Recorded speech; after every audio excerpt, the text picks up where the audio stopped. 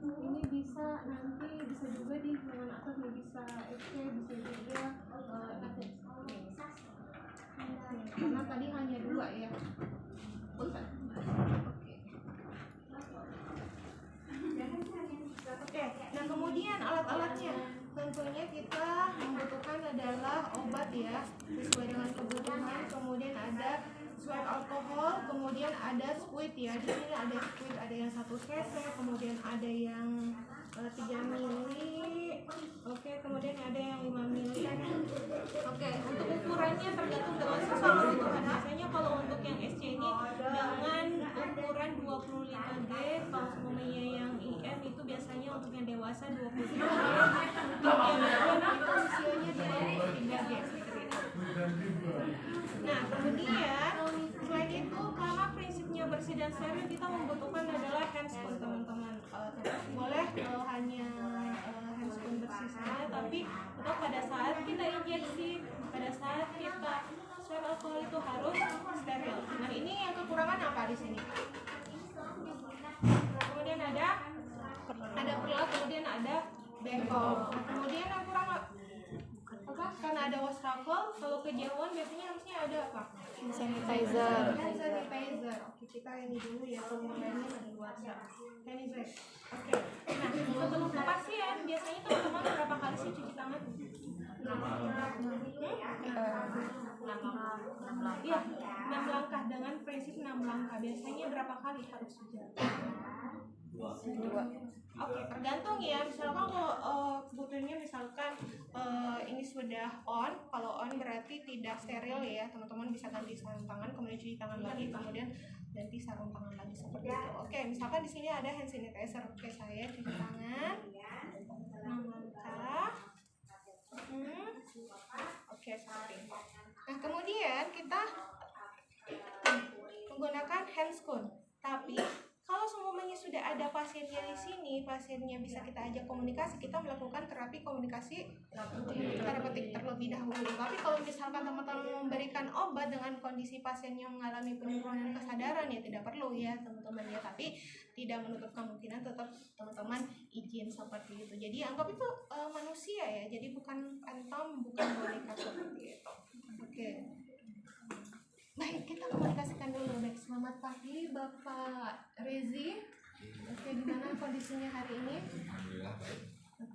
Baik, benar ya Bapak Rezi. Teman-teman jangan lupa ya cek identifikasi pasien, identifikasi obat, karena untuk pemberian obat ini harus double check sampai triple check seperti itu. Kalau sudah benar, berarti boleh ya teman-teman. Oke, bagaimana kabarnya hari ini? Baik. Oke, baik, sesuai tadi hari ini kita sudah bertemu 2 kali ya Pak ya. Kalau semuanya baru pertama kali ketemu, teman-teman memperkenalkan diri. Perkenalkan, nama saya Perawat Rasti, hari ini bertugas di pagi dari jam 7 sampai jam 2 siang. Nah, sesuai tadi saya sudah baca rekam medis, Bapak akan diberikan obat antibiotik melalui di pembuluh, misalkan pembuluh darah vena ya teman-teman, kita akan melakukan IVF seperti itu. Nah, ini karena belum terpasang infus Bapak, jadi harus masuk dulu ke pembuluh darah. Sebelumnya pernah disuntik Pak? Pernah, oke, rasanya sedikit sakit ya, tapi nggak apa-apa. Nanti teman-teman bisa mengajarkan teknik relaksasi ketika nanti jarumnya disuntikan seperti itu. Oke, kurang lebih waktunya nanti sekitar 10 sampai 15 menit ya Pak ya. Apakah Bapak bersedia? Oke, nah kalau sudah kontrak waktu, apa yang dilakukan adalah tutup sampiran, menjaga privasi seperti itu. Oke. Nah, kemudian misalkan tadi kita kontrak waktu ini adalah kita ke seputan dulu. Oke, misalkan ini lengan apa ya? Ini karena tidak bisa berdiri ya teman-teman.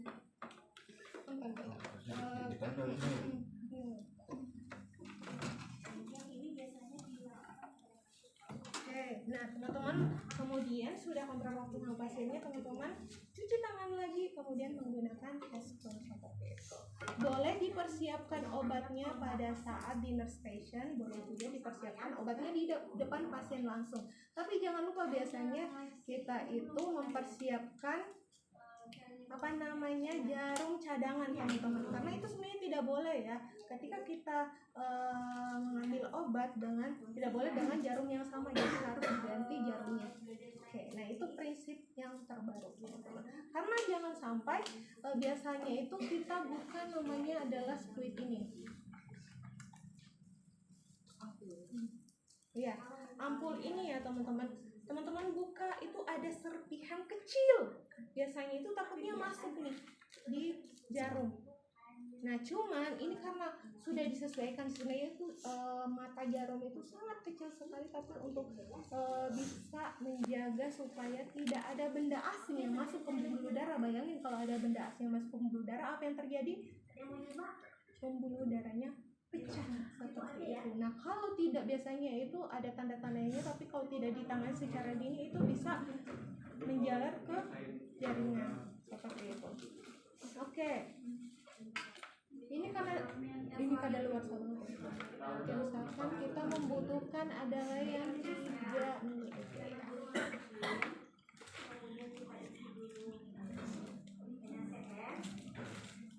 Nah, jangan sampai teman-teman. Nah, ini jarumnya ini kalau baru biasanya teman-teman kencangkan dulu ya. Kencangkan seperti ini. Kemudian cara bukanya. Cara bukanya sudah tahu ya, dengan menggunakan satu tangan begini. Oke, saya. Kemudian kalau nanti ditutup seperti apa? Jangan seperti ini. Jangan seperti ini. Itu sangat beresiko kena. Jadi, lihat enggak sih? Nih, masukin, kemudian set, tutup.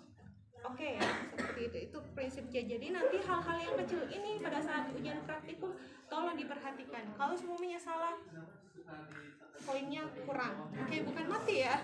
Poinnya kurang, bisa seperti itu. Oke. Kita buka dulu. Matanya enggak ada.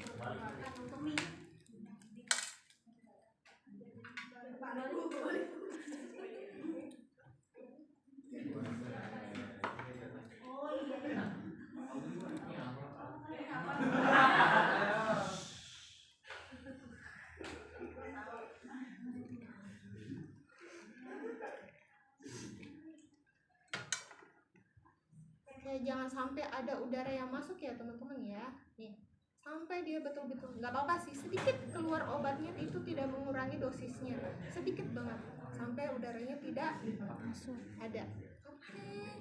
Kemudian kalau ada jarum cadangan langsung diganti ya, seperti itu. Oke, ini karena saya sudah membuka squid teman-teman, diharapkan cuci tangan kembali atau ganti sarung tangan kembali seperti itu. Tapi biasanya sih kalau perawat senior mempersiapkan obat itu biasanya itu tanpa sarung tangan. Itu kenapa? Itu biasanya teman-teman harus sesuai dengan SOP ya. Jadi pada saat nanti di lapangan jangan tiru. Oke, tetap menggunakan handscoon ya. Oke.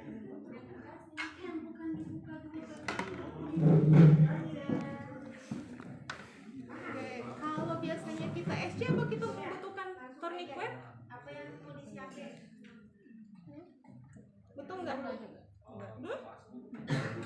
Oke, gimana caranya mengukur pelannya? Biasanya di bawah ini teman-teman bisa menggunakan 3 atau 4 jari. Nah, bingung bagaimana kalau jari-jarinya yang gede banget? Apa-apa biasanya. Tapi biasanya untuk yang jari-jari perempuan kan agak kecil ya, disesuaikan aja seperti itu. Nah, kemudian teman-teman membutuhkan adalah kapas alkohol. Nah, kemudian kita desinfektan dulu. Desinfektannya gimana caranya?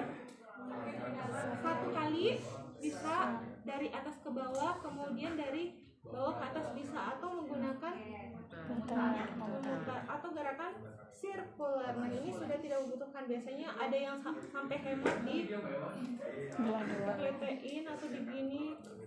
Jangan ya. Oke, ini karena sudah nih. Kamu mandi nggak sih? Oke, nggak apa-apa teman-teman, sambil dipersiapkan. Nah, ini hati-hati. Oke, kita mau SC teman-teman. Jangan lupa untuk arah jarum-jarumnya itu mengarah ke atas. Nah, kemudian ukurannya. Ini ukurannya langsung derajat ya. Itu kan tadi katanya berapa? Enggak Bu, katanya kadang ada.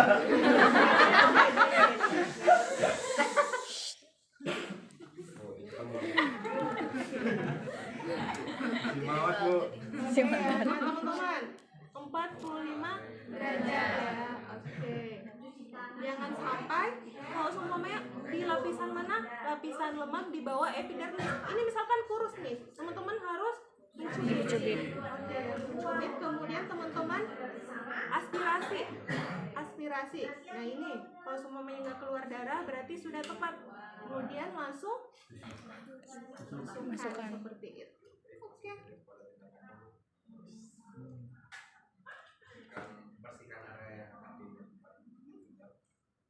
Biasanya memang kalau untuk yang IM sama SC itu tidak mengeluarkan darah ya, tapi nggak apa-apa, biasanya memang agak sedikit. Jadi biasanya untuk yang memang vaksin itu agak nyeri seperti itu. Oke, sudah selesai Pak.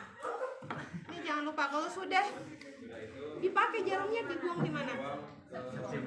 Safety box. Ada nggak safety box? Di mana? Tolong diambilkan. Jangan sampai salah ya. Nah, ini juga yang ini safety box ini semuanya. Belum.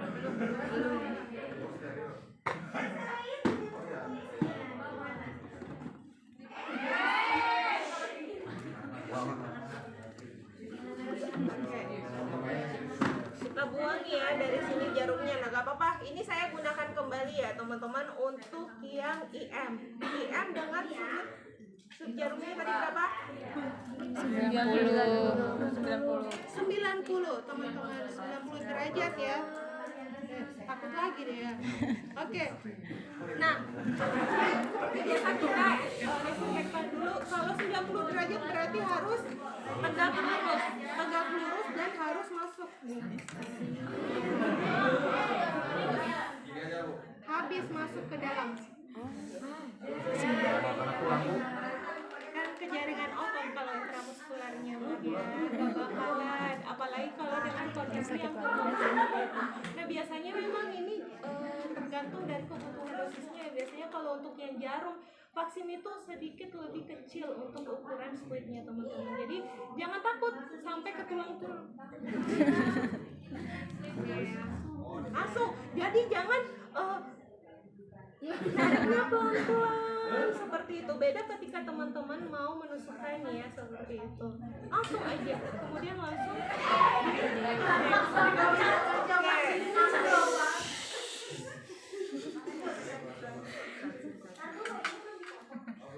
Oke, selanjutnya adalah kita ke ini. Nah, kalau IC biasanya di mana? Di lengan bawah. Di berapa? Lekukan siku. Oke, di bawah Lekukan siku.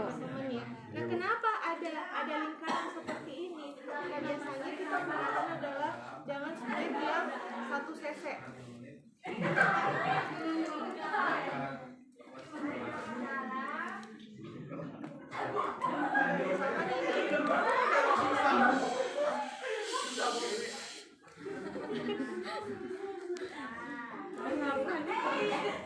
Oke, biasanya kita menggunakan adalah squid 1 cc ya teman-teman. Nah, ini mau nih Bapak ya. Nah, ini kita ukur misalkan udah di daerah seperti ini. Boleh yang daerah paling bawah, kemudian tengah-tengah boleh. Ini semuanya daerah otot yang lengan bawah ini bisa ya teman-teman, kita lakukan lingkaran. Kemudian sudut jarumnya berapa? 5 sampai 15 derajat. Nah, ini lebih kecil banget nih jarumnya, jangan sampai nanti seperti ini teman-teman. Kalau 5 sampai 15, jadi harus banget dikit banget udah dimasukin. Nah, dimasukin itu hanya kayak 1 titik atau 1 tetes. Untuk biasanya obatnya itu adalah antibiotik seperti itu. Nanti bakal muncul seperti undulan. Tahu undulan? Oh iya, bentol. Bentol. Seperti itu, dimasukkan dikit aja. Nah, cuman ini sangat perih teman-teman. Jadi selalu dikomunikasikan pasiennya untuk relaksasi napas dalam. Seperti itu. Takutnya kalau teman-teman tidak komunikasikan, ditarik. Oh iya. Apa yang terjadi bisa Jadi hati-hati, komunikasi yang paling penting ya. Bapak, mohon tarik nafas dalam, keluarkan dari mulut 3 kali, baru teman-teman masukkan. Itu bakalan rileks. Kalau teman-teman rileks, pembuluh darahnya rileks juga nggak? Otot-ototnya rileks juga nggak? Rileks. Setelah ditusukkan langsung dibuat lingkaran. Oke, kemudian kita observasi 10-15 menit. Nah, biasanya itu kalau tidak ada reaksi berarti obatnya cocok. Tapi kalau ada reaksi misalkan sesak nafas, kemudian gatal-gatal seperti itu, berarti alergi teman-teman. Jadi harus segera dikonsultasikan. Oke, saya langsung ke Ive. Nah, Ive, di sini teman-teman kita mau cari pembuluh darahnya. Biasanya mau itu di lengan tarik tangan sebelah kanan atau tangan sebelah kiri ya. Kita harus menggunakan tourniquet.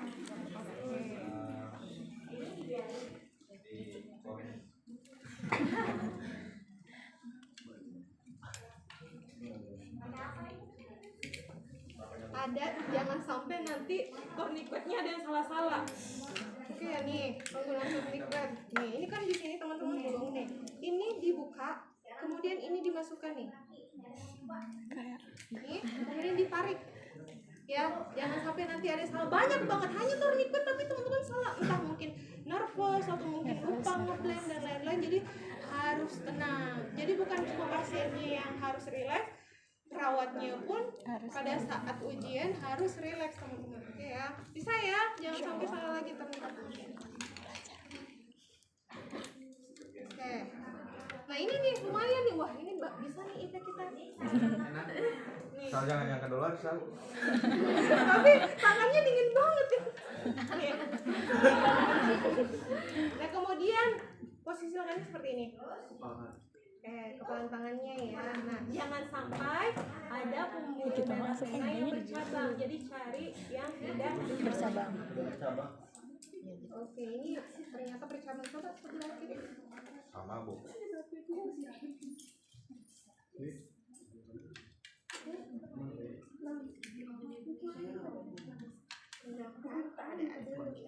bisa.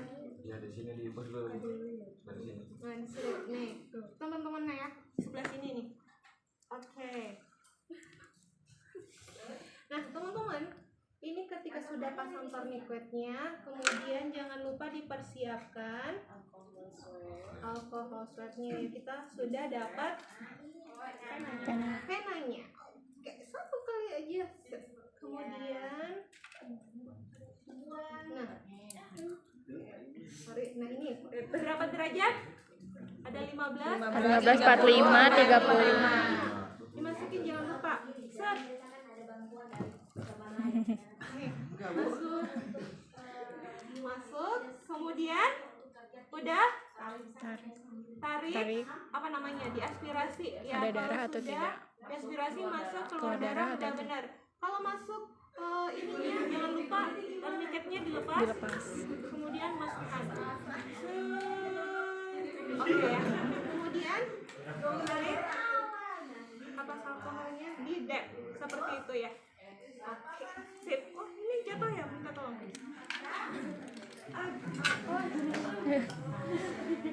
Oke, sebenarnya sangat gampang sekali. Cuman agak kesulitannya adalah